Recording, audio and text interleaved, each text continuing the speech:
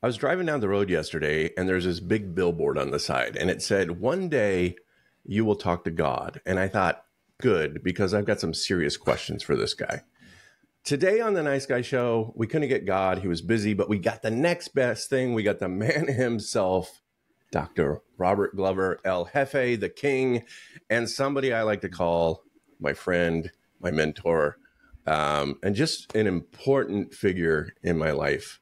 And we're going to talk to Robert today. We're going to ask him some questions. But Robert, welcome to the Nice Guy Show. If this is your first time joining us, this is our podcast, The Nice Guy Show.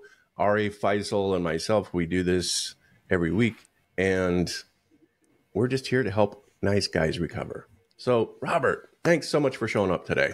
Chuck, you do that with all your guests? You say we couldn't get the first guest we really wanted, so we settled for That's you. what I did with with Mark Manson. This is the way, we're trying to make our guests feel important, but you're our second choice. The next best thing to God. Yeah, next best thing, But and you are our first guest. And you're the first guest as well.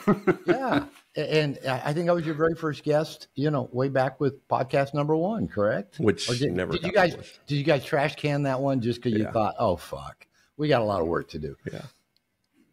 Yeah, right, that was it. Then you got 84 more under your belt and said, we'll invite our number 2 choice back. Number 2. You're the goat. I'm the goat. You're not the God, you're the goat. I'm the goat. I'm the OG, whatever that stands for. I get called things like that a lot. I don't even know what it means. I don't know what all these. It means the greatest of all time. I do know that. I looked at it. I Googled it. He just wanted you to say it. I didn't know that. I learned a lot on these things. I mean, I learned what rizzing is. I've learned what goat is, what OG is. I mean, I learned a lot by coming on people's interviews. Well, let's get to the topic at hand then. We wanted to talk about cheating today, and we wanted to talk about A, have we ever cheated? And B, have we been cheated on? And why do nice guys cheat? And why do nice guys get cheated on? And so I just, if you have any insights that you want to. That sounds like a good book right there. I mean, that could fill a book. Yeah. Yeah. Well, I'll start out. I my life is pretty public. I have cheated. That's really what it took a couple times before it got me actually into recovery. And I've been cheated on, though not that much, surprisingly. Yeah, I've got experience from both sides of the plate, and I've been through both sides. And I've worked with a lot of people that have been on both sides of that. So, so are we just going to do like a round robin here, and everybody, cheated 3 times, been cheated on 17 times. Well, we're going to go around the room and, everybody do the scoreboard. You do the scoreboard? Yeah. We did the body count a couple weeks ago, so we might as well. Body count. That's such a good red pill sermon. See, again, I learned so much shit on these things. I didn't even know what body count was. So I found out now in red pill, a woman's got a terrible reputation if she likes sex. Used to be, give me the woman that likes sex. I keep getting the women that don't. Now all of a sudden, that's a mark against them. We live in an interesting world. Yep. Yeah. All right, so let's go around. Ari, what's your numbers? Not the body count ones, but body count. Oh,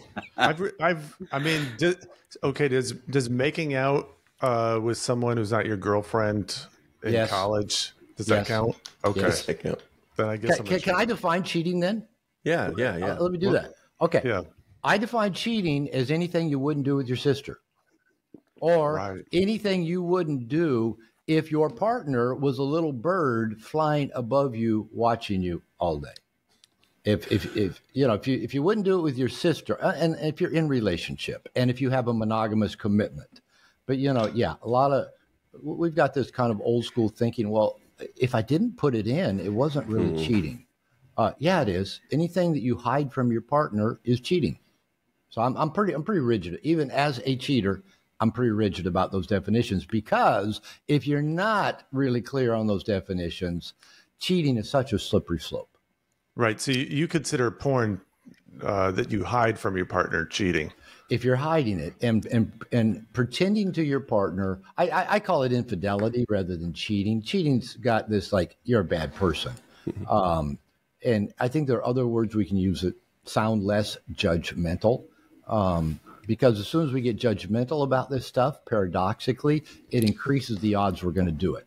Anything we attach shame to is actually going to add energy, intensity, and a propensity to doing those things. We'll talk more about that. So yeah, anything that if you're in a committed monogamous relationship, if you and your partner have defined this, we don't, go do X, Y, Z. We save that for each other. It stays in the bucket of our relationship. I think looking at Instagram models in that case is cheating. I think your partner posting, revealing, selfies of herself on social media to get likes, I think that's cheating. Now, again, I'll call it, taking the energy outside the bucket. Maybe there's less shame to that. So, yeah, I got pretty clear lines around what is and what is not. Yeah. Actually, when you mentioned about the, liking photos on Instagram, and she's exposing herself so she can be liked. So, giving out and receiving. It's one of the questions I had for you is, what is micro cheating? And you kind of like defined micro cheating. I've never heard that one. All right. Right. But this is Faisal's way of getting around saying, his body count. So I've got a question. No, you haven't checked in yet, Faisal. His body count is higher than John Wick.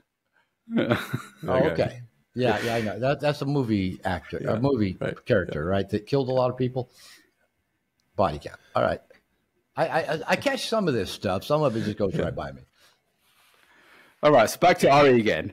Come on. Let's hear your numbers. Making out with somebody when he had a girlfriend in college.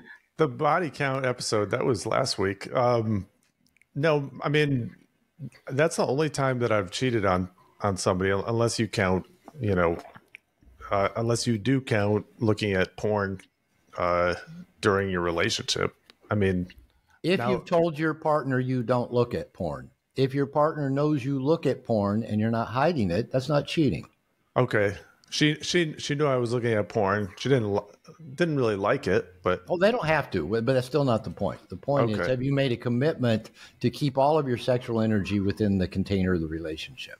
Okay. And really, that's what we're talking about. Is does sexual energy leak out? Does it leak out to porn? Yeah. Does it leak out to getting the barista in the coffee shop to smile at you?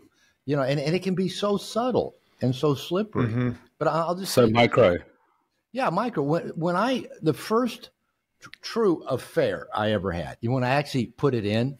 Now, I'd had many other, micro, emotional, mini affairs prior to that. But when, I finally got to the point, I was married, the woman was married, and I was putting it in, I asked myself, I mean, this is long before I did any kind of recovery, but I asked myself, how did I get here? I mean, that was my first maybe really self-aware question I asked myself in my life. And I was in my 30-ish at that time. And the question actually came to me quickly. I've been out of integrity in so many little ways up to now. I mean, in all areas of life, not just around cheating, sexual energy leaking out.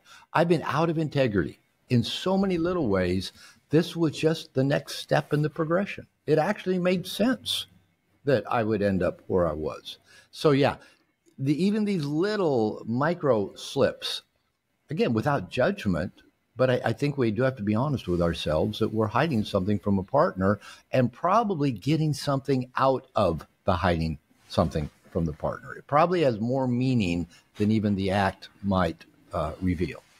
So the micro cheats are the slippery slope to the macro cheats, is that? Yeah, and they're all cheats because it's on a spectrum. Mm-hmm. Okay. It doesn't matter if you're a little bit autistic or a lot autistic. It's all in the same spectrum. All right. So a little cheat, big cheat, all the same spectrum.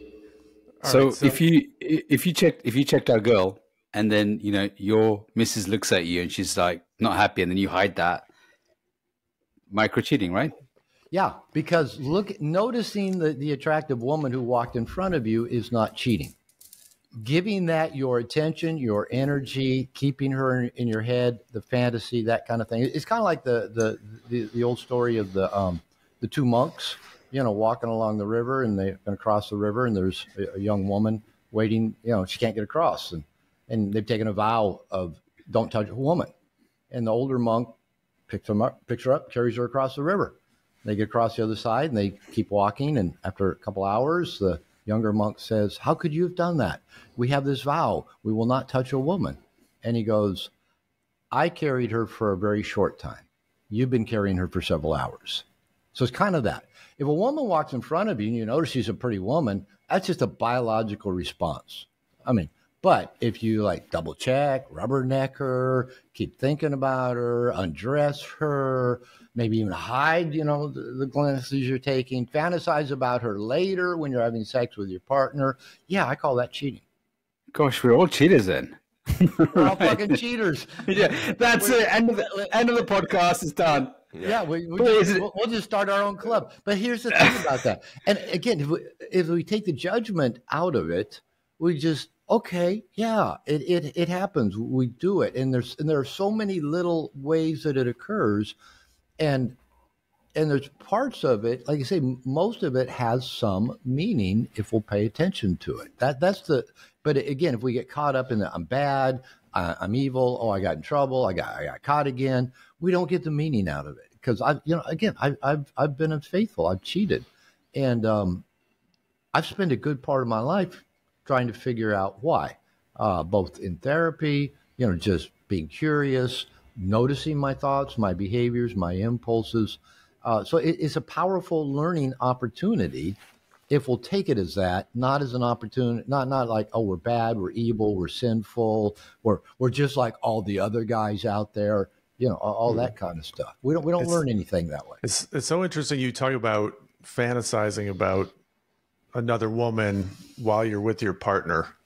Because somehow we still haven't finished body counts. You guys notice that, right? I'm here to keep you guys on track. Right? We're gonna wait till the end so that they have to keep watching and to get to the I think he's gonna start cutting you. Nobody really cares what your guys' body counts are.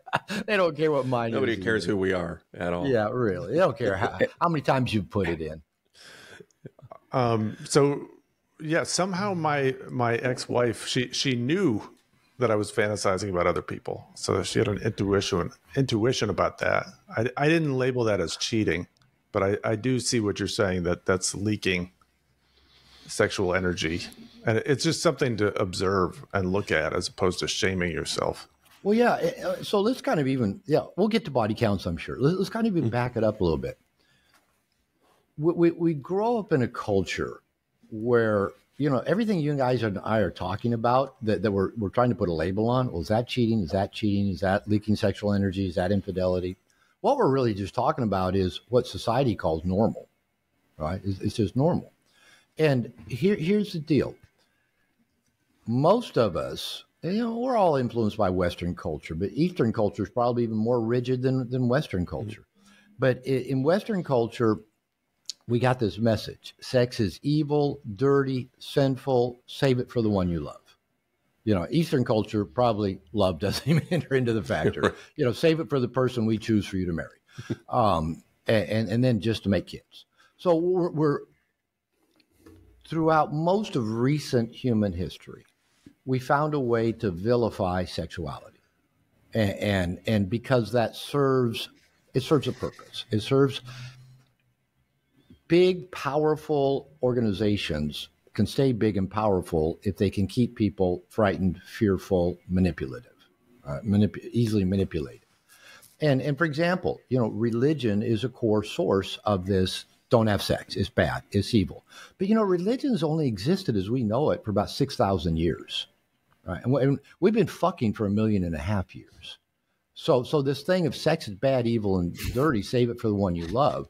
Has only existed for a very short amount of time, but yet that whole mentality has permeated culture.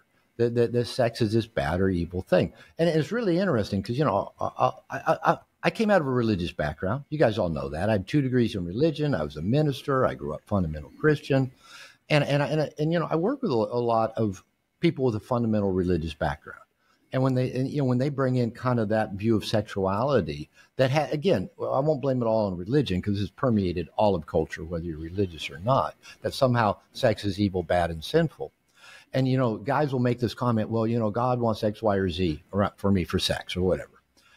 And I'll ask them a couple questions. I'll say, how many people did Jesus condemn for having sex? Recorded in the Gospels. How many people did Jesus condemn for having sex? We'll cut to the quick answer. None. He did not condemn one single person. In fact, he got condemned for hanging out with people who had shady reputations.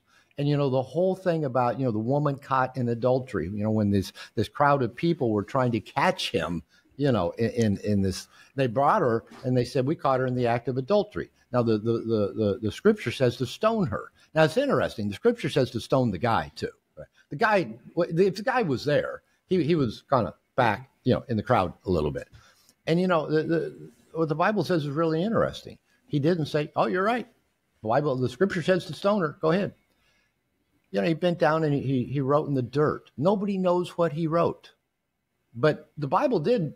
Apparently that was significant. I don't know if that was to take the attention off the woman, off her shame, off her being in the middle of this circle, get all of the attention on him. I don't know. It's been speculated he was writing the sexual sins and cheating, of all the people in the crowd. I don't know. And then he just quietly said, they're pushing him. They're pushing him. What do you say? What do you say? Here's what the scripture says. And he says, okay, whoever, has no sin, throw the first stone. Pick up a rock, throw it at her. And, if they had rocks in their hands, they one by one dropped them and walked away. And he asked her, where's your accusers? She says, I have none. And he said, neither do I. She was caught in the act of fucking around. And he goes, I don't accuse you either. Now, what he said to her was, go and sin no more. Now, we could say, okay, that means cheating's a sin. Actually, the word sin is a Greek word from archery that just means miss the mark, right? You guys ever shot a bow and arrow? That's hard shit to do, right? And more often than not, you will miss the bullseye. Yeah. I'm happy if I even hit the big hay bale of a target, right? But so if your arrow falls short, goes right, goes left, human, that's sin. That's missing the mark. So he just said, go do better. Go do better. That's really all he said. Just your aim. Go do better. Now, so there's nothing in the New Testament from the mouth of Jesus. He doesn't condemn adulterers. He doesn't condemn homosexuals. He doesn't condemn people having premarital sex. Doesn't happen. It's not there. Now, the Apostle Paul, I think he was kind of a lunatic myself. He actually acknowledges he was a lunatic. He does say more about sex. But if we're just following Jesus as opposed to the Apostle Paul, Jesus did not condemn anybody for having sex. Then the other question I'll ask people, what was the first commandment that God gave to humans? In the book of Genesis, when is what's recorded, this is an archetypical story, but God gave a command to Adam and Eve, the typical first man and woman. And, people kind of think, well, was it don't eat of the tree of fruit of good and evil, whatever. The first command God gave to the first humans was go fuck a lot. That's not the way most translations put it, but it was go fuck a lot. Go put your penis in a lot of vaginas. Now, I guess if there's only two of them, I guess there's one penis and one vagina. But probably, again, that was an archetypical story. There were other humans. They're just illustrating that. The Bible says, be fruitful and multiply. That means have a lot of sex, make a lot of babies, right? And then it was years later that somehow sex got this bad name, this bad reputation. So we live in a world that not only is there all this sexual shame, is bad, it's evil, it's sinful, you're doing something wrong. We are bombarded with sexual stimuli. I mean, there's the paradox, especially again in Western culture. I mean, whether it's television, music, movies, commercials for Pizza Hut, it doesn't matter, for Lexus or Mercedes. And of course, MTV, social media, YouTube, we are bombarded with sexual stimuli. And while being told it's bad, it's evil. Do you think that's going to create a weird tension in us humans? And then the piece, you guys have all been in a workshop with me, either some of you more than one, either live or virtual. An exercise I often do is I'll ask people, okay, in a group, think of your first sexual memory, whatever that might be. First erection you remember getting, first time you touched yourself and it felt good, first time you saw a naked woman, first time you had a wet dream, first kiss, first abuse or violation, first I'll show you mine, you show me yours. whatever comes to mind. What was your first sexual memory? I'll ask people that. And we can share that too if we wanted to, if you'd rather do that than body count. And then I'll go around and I'll ask them. And you know, most in a group like that, guys will share, you know, what was that memory? And I'll ask them, was it in the open? Was it seen? Could it be celebrated? Did you go tell your parents about it and they said, that's great news, that's fantastic, that's an important developmental stage, let's go have pizza and celebrate? Or was it hidden? Was it secretive? Was it dark? Was it guilt-ridden? Was it shame-based? And perhaps even worse, did it feel good? Did it feel good while feeling bad? Like, I'm not supposed to be doing this. I could get in trouble. I could get caught. Oh, mom could walk through the door at any time, you know, but it feels good. That crosswires the feel good of sexuality. And it's meant to feel good. It feels good because whether we believe in God or evolution or both, you know, Mother Nature loves lots of penises and lots of vaginas, and apparently God does too, because he told Adam and Eve, you know, let's have lots of penises and lots of vaginas. Let's make a lot of babies. So it feels good.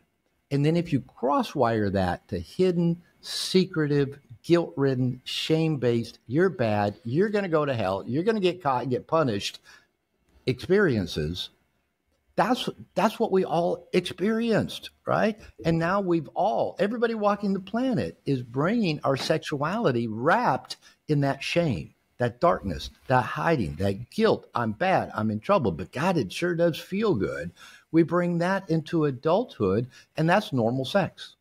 So that is normal sex for all of us. This is part of why cheating happens, is because we're not honest with our partners about what we actually want. There's all this shame that's attached. That's probably a very small part. You know, cheating. You know, we haven't done body counts yet. But let me just put this out there. I'll keep reminding you. I'll get you off the hook for a minute, but not for the whole show. Okay. You know, I've had to look at why was I unfaithful. And I've been unfaithful multiple times. Okay. And always in relationships where I believed I loved the person, where we had a commitment of sexual monogamy, exclusivity. And you know what? My takeaway is, almost without exception, it wasn't about the sex. It wasn't because I wanted sexual variety or I wanted to get laid. It was almost 100% because a woman validated me by liking me, by desiring me, by giving me sexual energy, by paying attention to me. And often I wasn't getting much of that in my relationships. I built up enough resentment over time, didn't have boundaries, wasn't asking for what I wanted, was tolerating stuff. And all of a sudden, some woman comes along and acts nice to me. Well, who am I to say no to her because, you know, she wants to have sex with me? I didn't go out looking for this. I didn't go out. I'm not a serial cheater in that I go looking for more sexual variety. But my slippery slope is responding to a woman who thinks I'm special, who thinks I'm really okay. Who got a buzz for me. That is my hook, right? And that's my slippery slope. That's the piece that to this day, I still have support systems in my life that I check in with on a regular basis because I know that's a slippery slope. And to this day, it is one reason I'm not on social media. Not the only one, but it is one. And I also don't put myself in many situations where there's a high likelihood of that being able to happen, especially be able to happen in a kind of secretive way. Again, often that secretive, thing seems to add energy. And I promise you, anything you add shame to is going to increase the intensity of it. So sex is already intense. Let's wrap it in shame. Man, we've just supercharged it. No wonder we're attracted to this kind of clandestine, hidden, secretive, out of sight kind of behavior. It feels normal. It feels normal to our nervous system to do this feel good stuff in secret. Yeah, I just tell my guys, if you don't want to fall off a cliff, you stand 20 feet back from the edge. You don't stand on the edge. And I think that's what you're saying is like, don't put yourself in situations where you're going to fall over the edge and then ask yourself, how did I get here? You know? Yeah. Like, how did I fall off this? How did I fall off of this? Like, I don't even know how. Yeah. But it was because you made these little choices along the way. And, you know, since we're talking about the Bible here, it reminds me of the Song of Solomon, which is one of the wisdom books. And it's also about sex. I mean, it's about sex, but it says one of the Proverbs. And interracial sex at that. Yeah. One of the Proverbs is it's the little foxes that spoil the fields, meaning it's the little choices that we make along the way that add up. And so it's one of those things where if we're going to be in integrity, we have to, like you always say, do better. So I like what you're saying though about don't put yourself in situations where you're going to fall off the cliff. Yeah. And that's just being conscious. And there's no judgment in there. All right. One other little biblical reference. I know we're probably talking to a person here with a Jewish background, Muslim background, and maybe two with Christian backgrounds. Yeah. We'll go with the Jew. All right. The Jewish background guy. I don't have the Old Testament quotes to drop on. Okay. All right. But I'll help you out. Who in the Old Testament is referenced more than once of having the heart of God, of being a favorite of God? David. King David, right? He's referenced as having the heart of God. And there's a story in there about him. I was going to ask if I could phone a rabbi. If you could phone a rabbi. My sister is a rabbi. Is that a 900 number? You know, phone a rabbi. And the rabbi will tell you dirty stories from the Old Testament. My sister is a rabbi. From the Song of Solomon. So. Yeah. King David cheated. Right. He said he was up on his rooftop and here's this woman taking a bath. And I mean, this whole story's fishy if you think about it. Her husband's off fighting a war. And, you know, I'm thinking, all right, if her house was right next to the castle of King David, that must have been a pretty important family, right? That wasn't just, you know, nobody. And, you know, she's up on her roof next to the castle with the king taking a bath on the roof. How many of you take baths up on your roof? You know, right? And her name was Bathsheba. And I always thought, well, her name was Bathsheba because she was taking a bath. That's you know, kind of how children but that's not why. And so David called for her, had sex with her. She got pregnant, and then he goes, "Oh, I got to cover this up." And he calls her husband back out of the battle, says, "Oh, you know, hey, go hang out with your wife a little bit." And he goes, "I cannot have sex with my wife." I mean, this guy had integrity, right? Because my soldiers are out, my crew's out there fighting. And then if I remember right, didn't David even put him in the forefront where he got killed to cover the whole thing up? Yep. This is a man after God's own heart, right? According at least to Jewish scripture. So even when it comes to sex in the Bible, you know, what we hear a lot from preachers, ministers, and all that kind of stuff maybe isn't really a true reflection of maybe, if you believe in God, you know, what God's desire for human beings are. So anyway, I'm not trying to make this too religious, but I just know a lot of what we believe about sexuality has come to us from various religions, the Abrahamic religions, which covers all of us in here. It covers Judaism, Christianity, and Islam. All right, you ready for my body count? Body count, man. We've been holding our breath, man. Let us take a breath. Yeah, Ari's going to share his body count. 500. No. In terms of cheating, I really have just been cheated on the one time by my ex-wife, but it was enough for me to learn from. It was with her high school ex-boyfriend, just such a cliche. So everybody take a breath. Okay. And that was a big deal in your life. That was a significant moment. I know that. That wasn't just, oh yeah, she had a fling. It disrupted your entire life and family. It was big, and it can be. This stuff can be really big. Yeah, I mean, but for me, it was really instrumental in my. I didn't call it a nice guy recovery at that time, but it really was, because it was kind of the final thing that made me realize, like, I need to stop deferring reality to her and deferring, the truth to her, because, clearly she isn't just giving me the truth all the time. I finally had to start trusting myself. Yeah. What a beautiful process.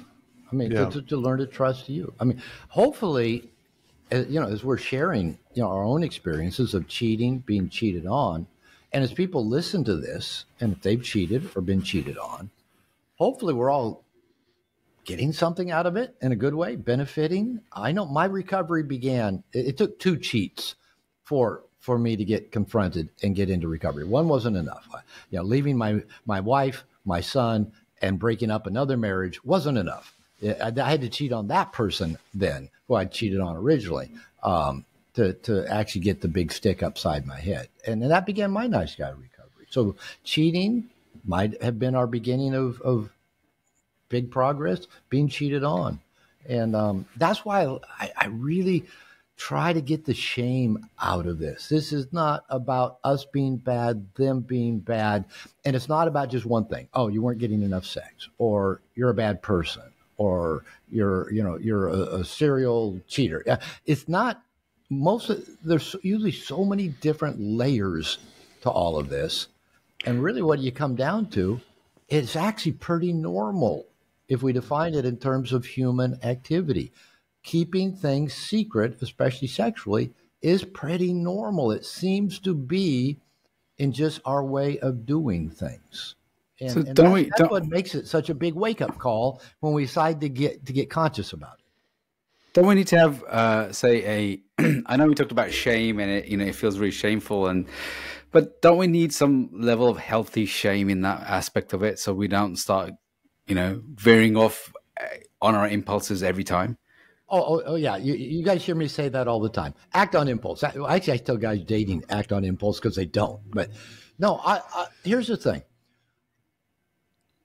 One of the things I became aware of, again, me asking myself, why did I do this?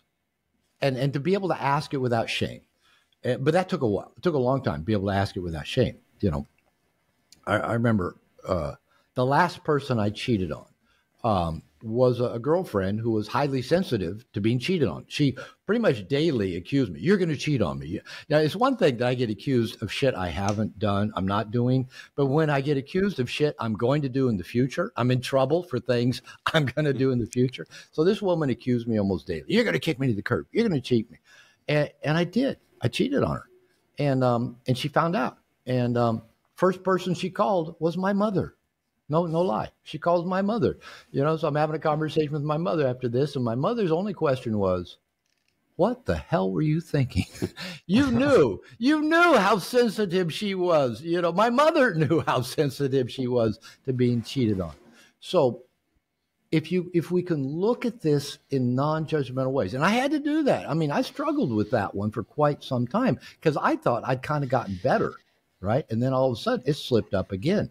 I had to get even more serious about looking at what was going on.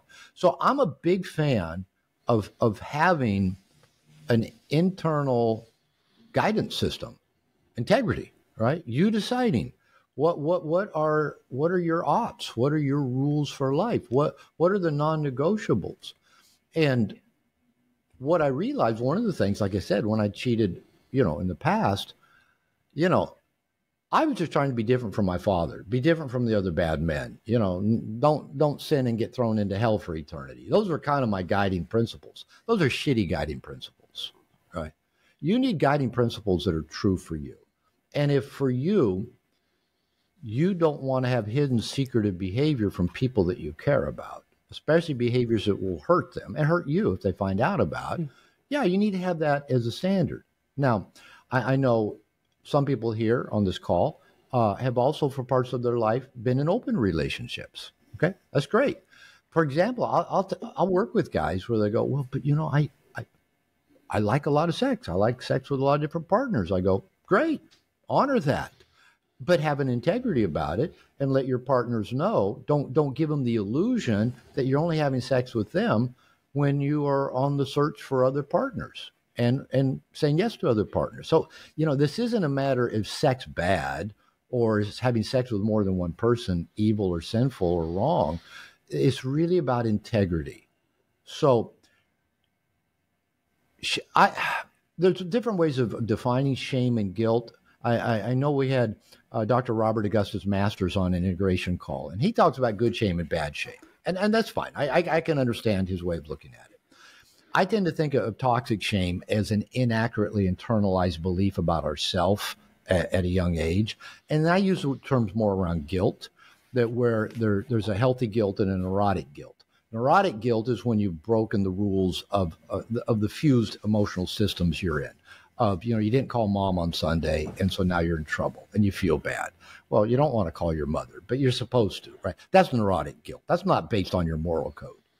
Healthy guilt is what you feel when you violate your own personal code of ethics. You should feel that. It's an alarm system that says, wake up, buddy. You just stepped over the line. Pay attention. Get back into integrity. Make amends. Change your behavior. Now, you may need to adjust the standards, but don't do that on the fly. Only do that with deep introspection over time with people who know you well, because that could be a slippery slope. Well, maybe that really isn't cheating. No, have a clarity, but don't adjust those standards on the fly. So back to your question, Faisal, whether we call it shame or guilt, if we experience a feeling bad, not because we violated our standards, but because we got caught or in trouble or hurt somebody, that's not a very good guidance system. But if we feel bad the moment we cross the line of our own internalized standards, that's a good guidance system. Now, it's an even better guidance system if it gets you back into integrity. If you keep doing the behavior and keep feeling guilty, that there's still some work that needs to be done on that guidance system, because the guilt is supposed to get you back on track and get you back into integrity, to make amends if necessary, to wake you up. It's an alarm to wake you up and get you back on track. So here's a question. Once a cheat, always a cheat? The only people I've really ever heard say that is people who've been cheated on a bunch. And another way of putting it, maybe this might not connect right away, is expect to get cheated on, you'll get cheated on. No, I don't believe that once it cheats, I've cheated. Do I have impulses that could lead me down that road again? Yeah, I know they're there. Does that mean nobody could ever trust me? No, that's not true. What I think my partners can know is that I'm committed to telling them the truth. We've talked about and defined what stays within the bucket of our relationship. And you guys probably all know this, and that's evolved over time with my wife. My wife is in an open relationship. She can be sexual with other people. I have not defined, my declaration is I only want to have sex with you, because that's sufficient for me. I'm happy with that. It's the best sex I've ever had. I have no desire for the time, energy, investment, and amount of Viagra it would take for me to have sex with other people. But my wife's out of town right now. She sent me a message last night. Says, I'm going to go out with a couple friends, a man and a woman. Sent me the picture of the guy and the woman. And she says, the guy's really a flirt. Is it okay if I have sex with him later?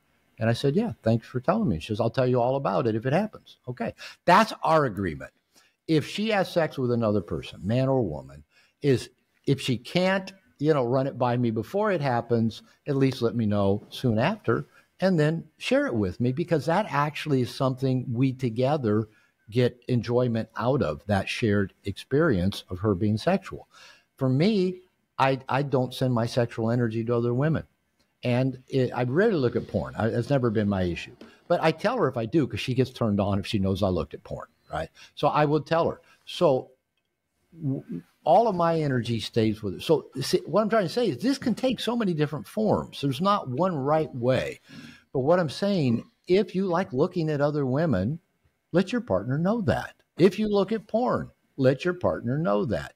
If you're defining this as a monogamous relationship. And again, my definition of monogamy is keep all the sexual energy within the container of that relationship. Is there for the two of you exclusively to enjoy.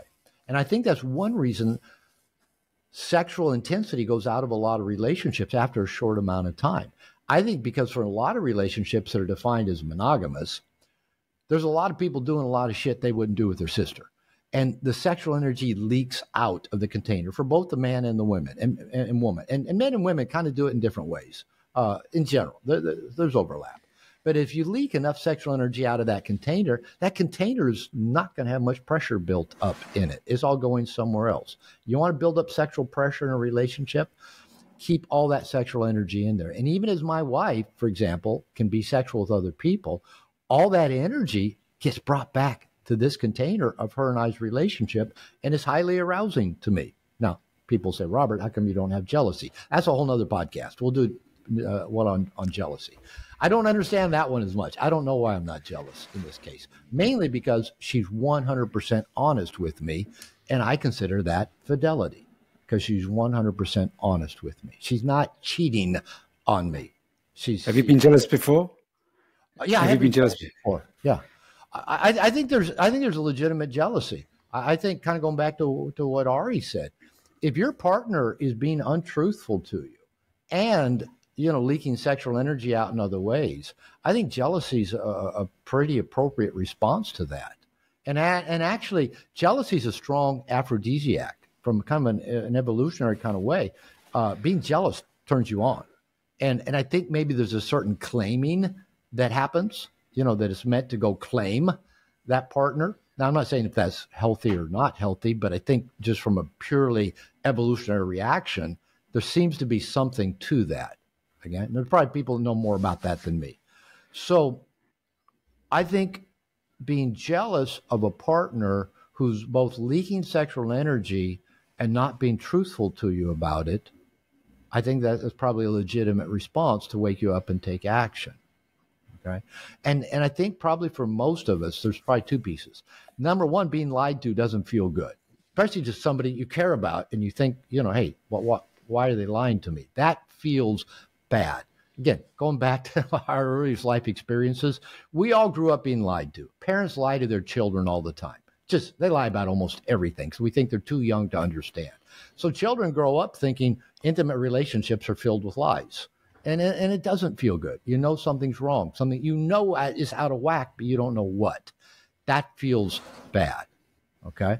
So, again, we're mixing in a lot of stuff that just feels normal culturally, but then we go, but why does it feel bad? Well, it feels bad because your partner who says they care about you is giving something they said they were only going to give to you to somebody else, and they're lying about it to you. That's always going to feel bad.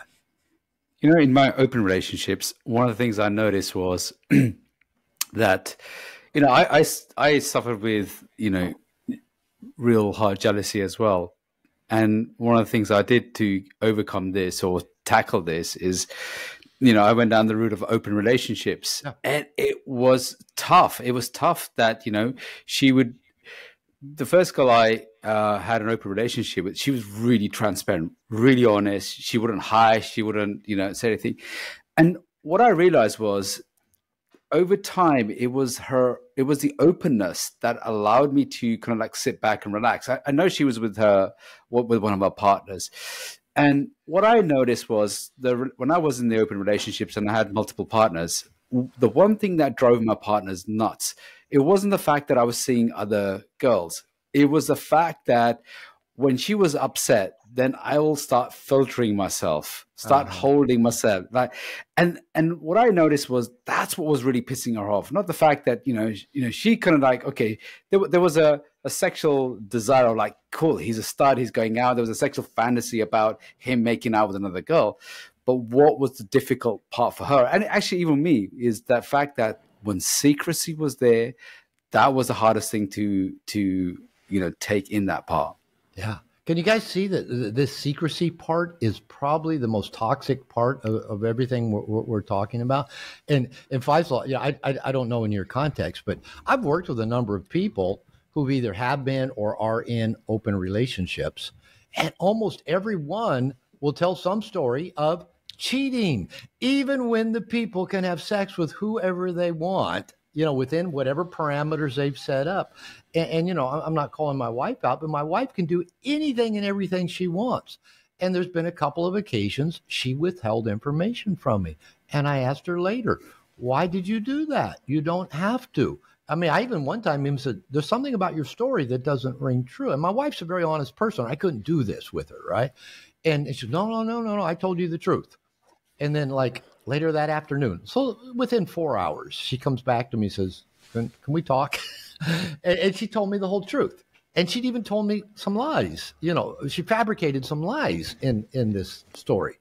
And I said, why did you do that? I said, you don't have to. I said, I will say yes to anything, you know, you tell me. And, you know, it's okay. I said, I get turned on by it. I said, why would you keep it from me and lie? And she said, because I had shame. Because I had shame. And, you know, so our kind of like you were, Faisal, trying to work, one of the things you were working on was probably just sexual novelty, but probably also around, okay, I'm going to work on my jealousy in this process. The mantra my wife and I have had through, we've been doing this for about 2.5 years now, of her side of the relationship being open. I won't go into the whole backstory, but it came with a revelation after her and I did ayahuasca. And she told me things about her life. And I said, well, you know, you shouldn't have to dampen down your sexual desires and who you are to be with me, because my sexual desires can't match yours. And, you know, she likes both sexes. I can't be both sexes to her. But there's that piece. And so, but our mantra has been, let's use each other. Let's gift each other that we're going to support each other in cleaning out all sexual guilt and shame. So when she told me, when I asked her, why did you lie to me when you didn't have to? She goes, well, I had shame. Tuve vergüenza. Vergüenza is shame. And I said, okay, let's work on that. And so that was my response. Let's work on the shame, because it's the shame that leads us to acting badly. Let's clear the shame out. And then it's easy to be a transparent, open book and behave well, to behave within our own standards that we've set for ourselves in the relationship. So I love, Faisal, what you said, that you used the sexual dynamic to go to work on other, you know, seemingly peripheral issues. Because if you look at most of kind of the big hitters in terms of people that, you know, really talk about how to get to the depth of human change, they usually talk about using a portal of sexuality. Freud did, of course. Osho, you know, Eastern, you know, guru, used sexuality. A lot of the Eastern gurus did use sexuality as a portal.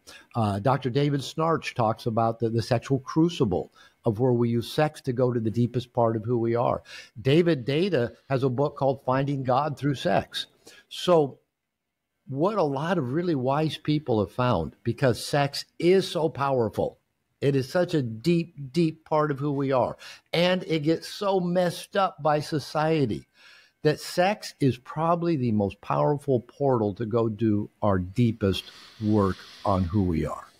So, and you know, what a great way to clean up a lot of this old stuff, our shame, our jealousy, our insecurities, our secretive behaviors, if we'll consciously, you know, use sex in this powerful way. And usually, I think it's going to require a team to help us do that. Because anytime we're not revealing ourselves, after the last time I cheated, it's been several years ago, the next relationship I got into, I immediately decided I need a crew. I need a group of men. The one reason I could slip into an old bad behavior that I thought I'd gotten over was that I started keeping stuff inside myself and not telling anybody. Resentments, you know, just stuff that built over time, little secretive behaviors. So now I have a crew. There's people in my life that know every mood. I met with them last Wednesday. And, you know, I talked about feeling sad at times, an existential sadness that I can't explain. But I'm talking about deep feelings to these people. They know that, you know, that my wife is in her side of the relationship's open. They know my side isn't. They know what a slip for me would be. They know what thing. I've got a crew to help me do this work. And it's not because I think I'm bad. It's because, oh, what a fertile way to go about doing this work, to use the portal of sexuality to do my deepest work. Now, if I heard this 10 years ago of you saying, I need to go deep, really reveal myself to a lot of the guys, I would never have done this. I would never, like, this is crazy. There is no way I'm going to share anything about my sex or sexuality because, you know, the way I grew up in my culture, in my religion, it was very, you know, sex is a shame. It's a taboo. You don't talk about it. It's all hidden. You don't talk about, you know, I remember even just having a conversation with a friend of mine, and he said the word masturbation, and it triggered me, and it was like shame. I'm like, this is like Beavis and Butthead. He said masturbation. Oh, yeah. That kind of thing. I'm like, you're saying that in a social context. Why are you even saying this? You know, and this is before I had any self-awareness and awareness. So there's going to be a lot of guys who are thinking, there's no way I'm going to go and speak to a men's group or anyone. You know, where can they start? Just even the process of dealing with this. Well, that's such a good question. You know, where I started, I don't know the right way to do it, but I actually started in a 12-step group. My ex-wife, who, you know, I'd acted out with her and then got with her and then acted out on her and then had stopped it. And then the person who I acted out with was a friend of hers, told her about a year later.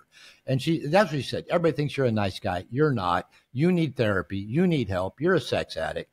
And she was convinced because I wanted to have sex with her, because you guys all know the story. On our honeymoon, she said, aren't you glad we don't have to pretend to like sex anymore, right? No, wait, I wasn't pretending, but I was a nice guy, right? So she said, you're a sex addict. So I went to a 12-step group for sex addicts. And I quickly found out I wasn't. I wasn't sexually compulsive. And I surely wasn't having enough sex to be a sex addict. I really was more of that validation addict. Oh, you like me? Oh, okay. I'll sacrifice all my values for you because you like me. So, but I went to this 12-step group. And it was, to this day, that was 30 plus years ago.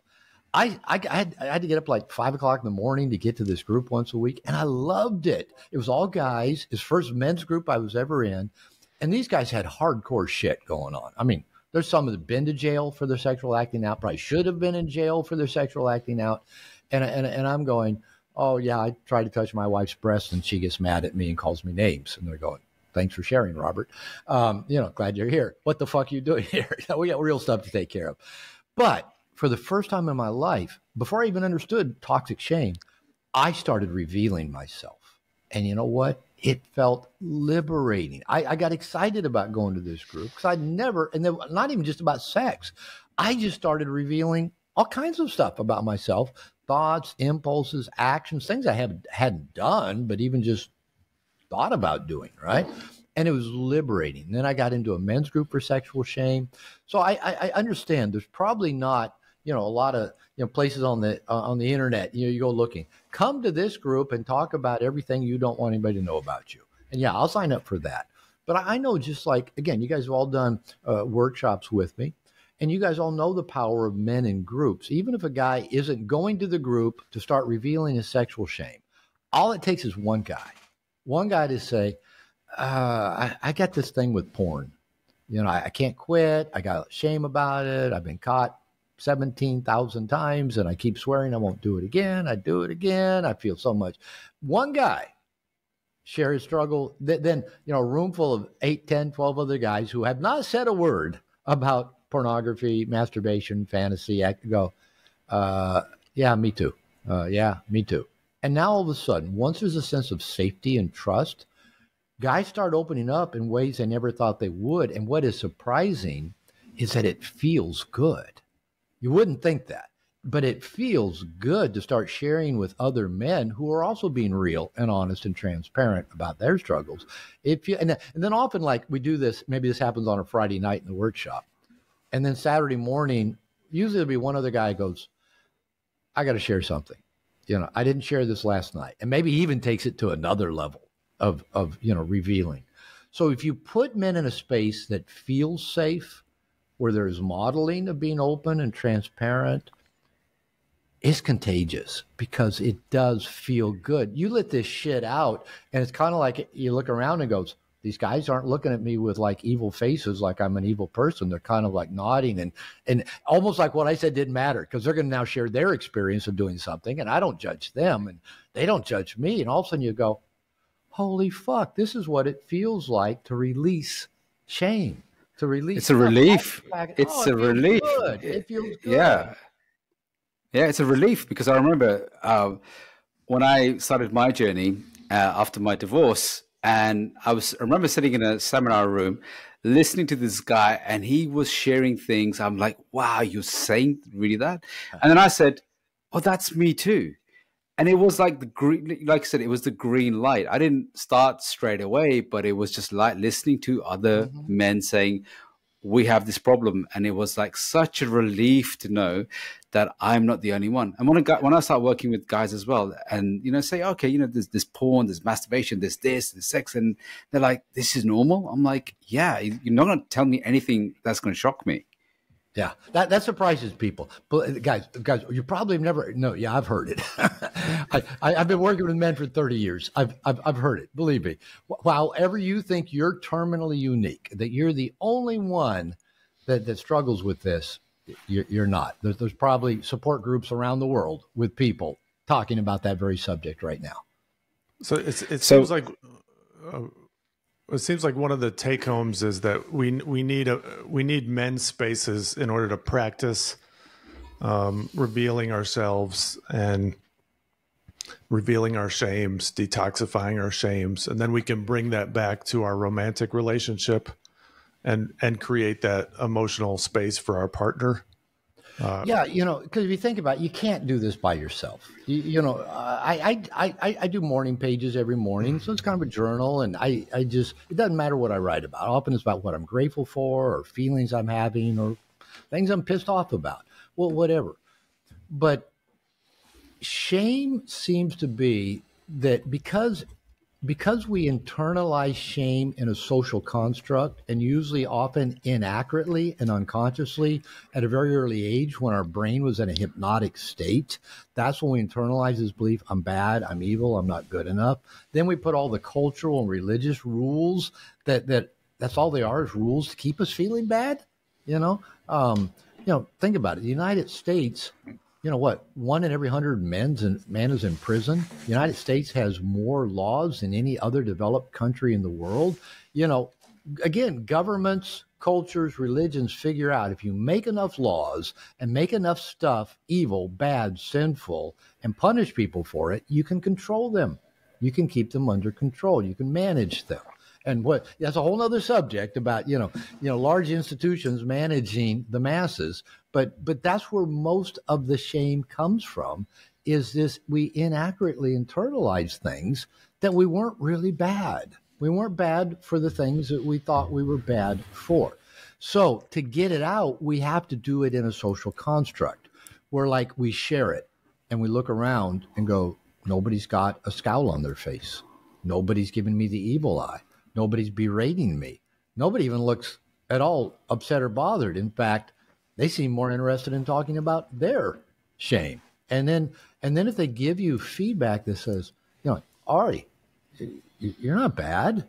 You're not different. That's actually really common, normal behavior. And then they might say, well, let's explore what it means. Or is there a place where you actually violated your own standards in that you do need to address? Or is that you're just feeling bad because you got caught, or somebody thinks you're bad? Or, you get more accurate feedback. We can't do that in the echo chamber of our own mind. Einstein, I'm going to misquote him, but said something like, the thinking that got you to where you're at is not going to get you out of where you're at. We need an infusion of a different viewpoint, a different way of thinking to get us out of wherever we're stuck. So yeah, you guys know me. I am a big fan of men's groups, men's programs, 12-step groups, any place where men go and get real and get supported and get more accurate information from other caring people who are doing the same work themselves. Now, that can be therapy, that can be a coach, it can be a men's group, it can be a 12-step group, but any place we go reveal ourselves consciously. Well, it's a good time to talk about a quick plug into Integration Nation. Oh, let me get my coffee cup back up here. And, check out, integrationnation.net. Check it out, integrationnation.net. Right, I've got tons of questions, but let's go. Should we go to Chuck's body count? Chuck got. Let's go to Chuck's body count. What's that body count? How many times I've cheated? Well, if you count, if you do it by I like that every one of these begins with, well, if you use this standard, as opposed to the standard I use to get myself by. That high. You're not a math major. I'm not a math major. But I've cheated, I think, in 2 different relationships in my life. And I've been cheated on once that I can. Well, bottom line, we don't really know. We don't know how many times we've been cheated on. For sure. So what caused you the most pain? The cheating or the being cheated on? Well, what impacted your life the most? Well, I think being cheated on impacted my life the most, in that was what ended my marriage. But I think impactfully, like, just the amount of guilt and shame that I had over me cheating was really, really severe, to a point of almost incapacitated me. So both of those things had the same amount of impact, but in a different way, if that makes sense. Yeah. And that, the second time I cheated, it was such a emotional maelstrom for everyone that, like, I never ever want to feel that kind of pain again, which is one of the reasons why I've stayed very monogamous in my marriage. And really work on keeping that container. Yeah. Yeah. And that's powerful. And that's honorable. And I can say the same thing. I'm imperfect. I'm an imperfect human being. We all are. And, but yeah, bottom line, like, you guys know my story of my wife, her side of the relationship's open, but, almost from day one of our relationship, she's constantly accusing me of cheating, and I haven't. And the main reason I haven't, number one, I don't want to hurt myself like that again. I don't want to go down that path again and feel what I've felt when I'm being less than faithful. And number two, and this is second, I don't want to hurt her like that. She has a history. I've asked her, have you ever known a faithful man in your lifetime? She said no. I mean, she's from a culture. She's Mexican. Macho culture is, the men cheat and lie, and it's just standard operating procedure. And the women sport is getting another woman's man to pay attention to you, and especially to fuck you. They do that to each other. Sisters do it to each other. Cousins do it to each other. Friends do it to each other, right? So it's part of the cultural dynamic. And I do realize that, my wife's projections of fear that I will be like every other man. And if a woman spreads her legs, well, of course, why wouldn't I take advantage of that? That's her worldview. And so, not that I'm trying to be a nice guy and fix her worldview, but what a gift if I can shift that to some degree. Now, I'm not going to put pressure on myself that I've got to be perfect so my wife, can somehow, because she's doing her own work, and I'm doing my own work. But I don't want to feel that way again, and I don't want to make somebody I love feel that way. And if I, for example, have built up enough resentment or hurt or anger that all of a sudden my passive-aggressive side says, oh, yeah, that's no big deal if I'm chatting with this woman and it's secret, blah, blah, blah. Again, that's why I've got my posse and got my crew. Because I refuse to do anything in secret that I don't tell them about either. Because I just don't like the way that feels. I don't want to be there. I got too many other things in life I want to do without just creating that distraction over here. So again, that's beautiful. And I think maybe every one of us can say, where we are today and the work we're doing today and how we live our life today, and how we show up in the world in a relationship today has been affected by both us cheating and us being cheated on. And you know what? I still have some degree of shame that I've been unfaithful. There's part of me that says, oh, I wish I could say, I've never done that, blah, blah. But you know what? I'm grateful for where I am today. I'm grateful for the conversations I can have with people. I'm grateful for the way I can understand where other people are at. Do I want to cheat again? No. Am I going to beat myself up for having cheated in the past? No. No, I learned too much from it. Yeah, if you guys are going to, anybody, no matter what the fuck up is, if you're going to fuck up, learn something from it, right? That's bottom line. It's okay to fuck up. We're human, but learn something from it. Well, I think one of the reasons why it's so impactful is because, you know, my personal belief is that in our sexuality, that's where we touch from our three parts: physical, emotional, spiritual. And so when you get fractured in the area of sex, you're not just getting fractured in the area of one of those, but you're getting fractured in all three: physical, emotional, spiritual. And I think that's why it's like sexual abuse is so traumatic. That's why cheating is so traumatic. That's why anything to do with sex has, I mean, trauma generally attached to it when there's shame. You know, somebody cheating on you, that's trauma. You know, you cheating on somebody, that's trauma. And I think that's because that's where we come together fully human in our life. And that's why this discussion, you know, it could be just, let's have a titillating conversation about cheating. But I mean, as you guys have, you know, as this has unfolded, of course, this is completely unscripted for all of us. It is apparent this is where we go do our deepest work. And if we don't take advantage of our flaws, our mistakes, our errors of judgment, our bad behavior, our impulses, if we don't learn from them, well, you know, you guys have heard me say, you know, most people are cockroaches. 98% of the planet, you know, they're born, they breed, they consume, they die, and they think that's it. But I think we're here to grow, to evolve, to experience, to get our hearts broken, to, you know, and so, yeah, this is deep, powerful stuff. So anything that teaches us, I think is valuable. So, you know, that's why I think this is such an amazing discussion. And I will throw out, are you guys familiar with The Onion? Used to be a magazine, now it's an online. It's just a satirical. Love The Onion. Love The Onion.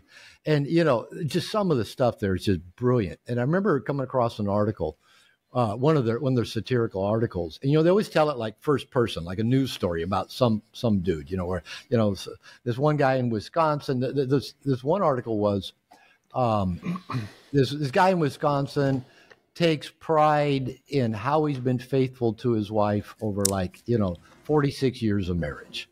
But in there, it talks about all the ways, you know, he tried to get his wife's sister to have sex with him and all the way he did that. But basically, he just kind of kept getting turned down, or he kept chickening out when he had opportunities. But yet he was so proud of himself for having been faithful. And so, you know, if there's anybody out there smugly listening, I've never done that. I wouldn't do that. I'm like, no. Yeah, okay, but yeah, how does your sexual energy leak out of the bucket? Where are you less than transparent? Where are you less than authentic? Where have you created a belief in your partner that's not 100% accurate, right? So anybody that might smugly be thinking, "Oh, I'm not like those guys. I've never done that." Again, like that's this big, horrible, terrible thing.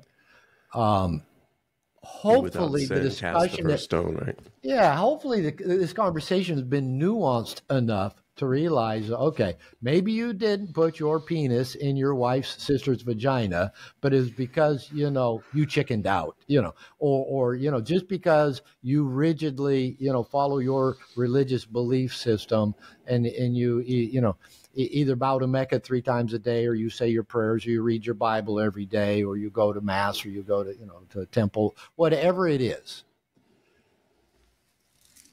Open up to your human self of who you are. I mean, again, I mentioned the Islamic religion. So whether it's Islam, Judaism, Christianity, there's all a core message there. All of us fall short of the glory of God. And there's this beautiful quote I love that the glory of God is man fully alive. Not perfect, but fully alive, right? So anything that we're still doing to try to be perfect and prove that to others in the world, that's not letting us grow. So again, I just kind of want to throw that out because this is one of those subjects that is easy to get judgmental about people. especially our exes that cheated on us. It's easy to be judgmental about them. But it's a powerful, because it is is woven so much into the dynamic of our human experience, at least the way culture is set up nowadays. It is that powerful portal to go in and do the deep look at ourselves. I was just going to say, I feel grateful actually for my ex's affair, because she was really clear. She didn't want me as I was at that point. You know, she didn't want the nice guy. She wanted a different kind of man, and she expressed remorse to some degree about the affair, but it never felt like enough for me, because she wasn't apologizing for wanting that, you know, because that was her being true to herself. And that was a really hard lesson I had to learn, that she was being true to herself and what she needed. And now I actually respect that on some level. I don't respect how she caused me pain and lied to me, but I respect that she went after that, and she didn't keep us in a relationship that would have been unhappy for her. So that's actually something I learned from. And you learned to trust yourself. And what a powerful gift. Maybe that was the only way to learn how to trust yourself, rather than trusting something you knew. Your gut told you there's something wrong with this story, right? We do get that. And that's why when we all of us, when we have this illusion, well, they won't know, you know, how will they know? And by the way, nowadays with technology, it is impossible. I'll just make that big statement. It is impossible to cheat and not get caught. Technology will, one way or another, will out you. You will be found out. But maybe that's part of the intensity and the.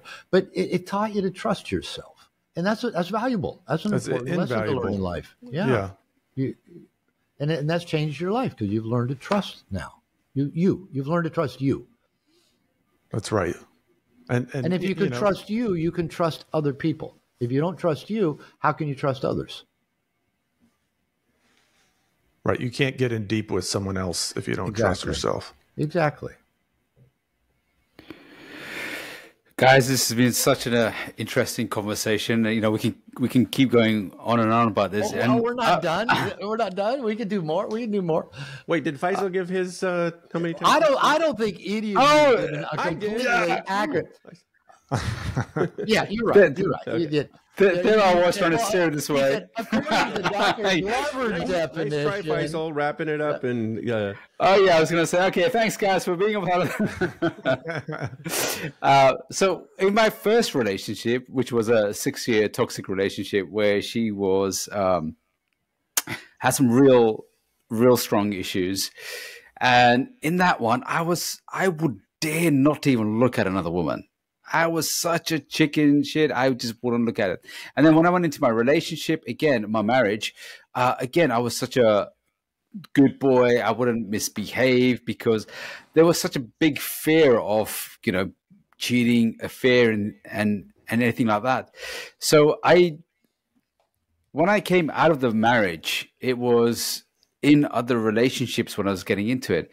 That's where I became like the rebel part came of me. There was a lot of resentment, pissed off, anger of having that betrayal. It was the betrayal when I was doing the open relationship. It wasn't the fact that she's having sex with somebody else. You know, once I got certainty, once she told me what was happening, it calmed my nervous system down. It was a certainty, and it was a moment of uncertainty that was painful. That was hell, right? It was that part of like this lying, this betrayal. I know there's something going on. There's my instinct that was going on. So I've had betrayal against me, whether she's cheated on me, done a lot of things. I've had that. And the only time I've done a lot of micro cheating. You know, the micro cheating is I love we got a new term in here that, you know, it was just micro cheating, you know. Yeah, it was just like messaging other girls, or instigating another conversation, or checking things out. That part, smiling, kind of, you know, showing her that sexy flirting eyes, you know, that great smile you've got. Yeah. I think you're a walking micro cheat, basically. You know, just the Faisal charisma and smile, and you know, just even how you mousse your hair in the morning, the gel you put in your hair is part of one big micro cheat. It's a micro cheat gel. Yeah, micro cheat gel. Yeah. So it's just the trimming of the mustache and the beard, so beautifully, perfectly. It's just all part of one big cheat, man. It's just one big cheat sheet. One big cheat. It's the cheat code. So it is a cheat code. So when it came to like cheating, I really stayed away from that. The only time I did cheat was I was with this girl. We were living together, and I ended up going with my friend, and I was really dissatisfied in the relationship. I wanted that relationship to end, and it was, you know how like a lot of nice guys are bad enders. I just couldn't get myself around to ending the relationship. And I was away with my friend, and I ended up kissing another girl. And, you know, my friend said, you know, what are you doing? And I felt really guilty, and a lot of shame came up. And then I went back and I was like, okay, I'm working on myself to become a good man. This is not what good men do. You know, this crossed the line for me. And that's when I had that conversation, because I didn't tell her that I cheated on her. I kissed another woman, but I just said, look, I had to end this. Yeah. And then I went to you know, with my therapist, my coaches, and I said, this is what I did. I felt there was a lot of guilt and shame about this. And now where I'm working my life is, you know, I say to guys as well, look, we have to be very mindful of all types of cheating, the micro cheating as well. You know, liking girls' photos, and she's, you know, engaging with you. This is all that. And I said, just as much as we get annoyed about girls posting sexy photos of themselves, so lots of guys can give them they can shower in their attention. That to me is micro cheating. On the other side is me liking those photos is micro cheating. So I'm building a standard where I'm not going around liking liking women's posts because they're sexualizing themselves. And with that same standard, I do not want to be in a monogamous relationship or a woman who, again, flaunts herself so she can get guys like me or past guys who like her photos. And I said, that's a standard I'm setting for myself. And that's what I want to live with, because at the end of the day, that's what gives me more fulfillment and the direction I'm going.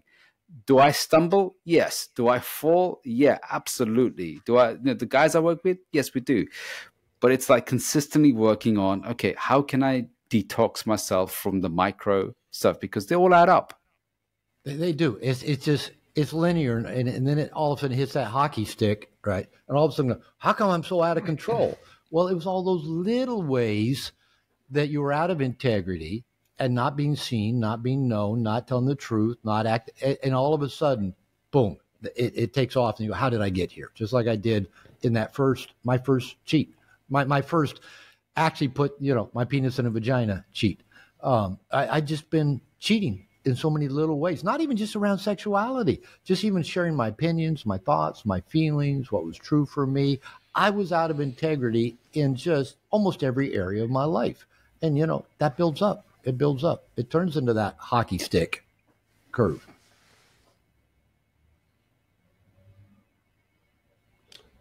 Okay, Faisal, now you can close this up. now that you shared. Yeah. Did we get Ari's number? Oh, yeah, we did get Ari's number, didn't we? We got I think we got everybody's count. We accomplished our purpose for getting on this call today. We got everybody's body count. How many times we've cheated. Cheating body. We can't. We don't. There's not even a supercomputer big enough to count all of Faisal's micro cheats. But we at least have put it out there into the world. It's it.